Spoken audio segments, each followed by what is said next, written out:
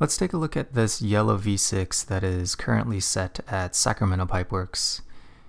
I think this is one of my favorite V6s there, as it has a variety of different body positions and different ways of doing the bottom half of the climb. I've seen at least 2 or 3 different methods of linking the bottom, and I also enjoy the fact that it has a very sequence-specific beta at the top and ends with a rather sketchy finish. And the climb is quite unique in that it kind of follows an S-curve from the bottom of the S towards the top. Looks like I've completed the climb, and next we'll move on to a move-by-move analysis.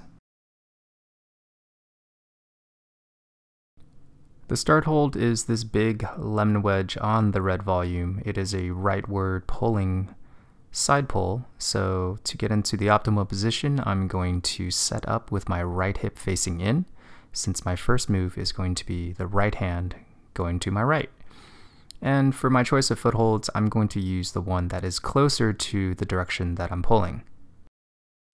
Once I get my right hand on the crimp, I'm going to clamp down on my position using a heel hook with the left heel so that I can do the next move, which is going to be a left hand cross onto the next wedge.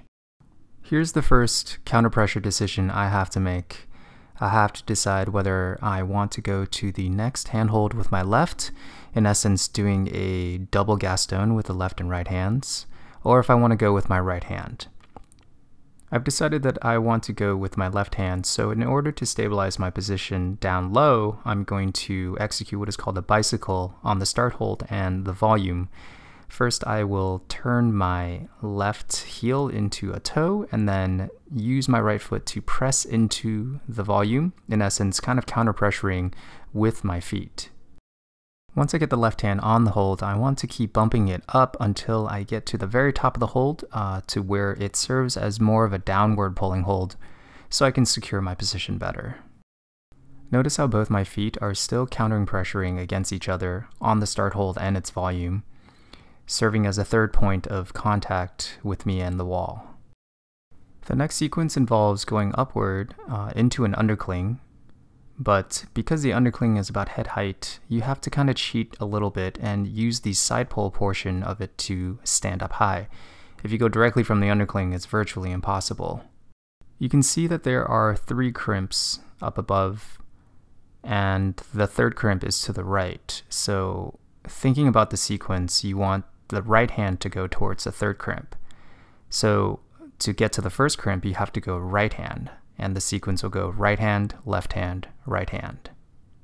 Knowing that I need to go to the first crimp with my right hand, that means I'll have to use my right foot on the foothold to go towards that move.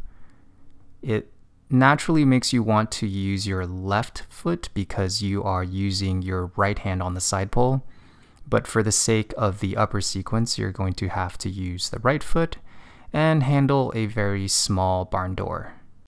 Once I've entered the crimp sequence, it's really a matter of matching on the final hole that becomes the crux of the problem. Because the top of that lemon wedge for my foot is dual tex, it is really sketchy and very easy to slip, so I know I have to switch my feet and flag with the right leg, and you just have to kind of hope that your foot doesn't blow.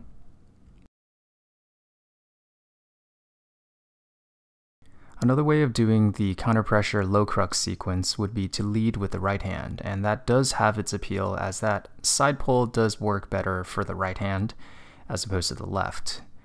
But the thing is, there is no feet for you to use as counterpressure, so you kind of have to work some shenanigans using the gray volume.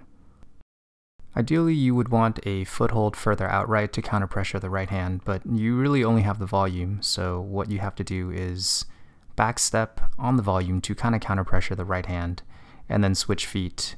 As you can see, it's not the most stable of positions as I only have 2 points of contact, with one being a smear of my left foot, and I do have to generate a little bit of momentum to get to the next hold.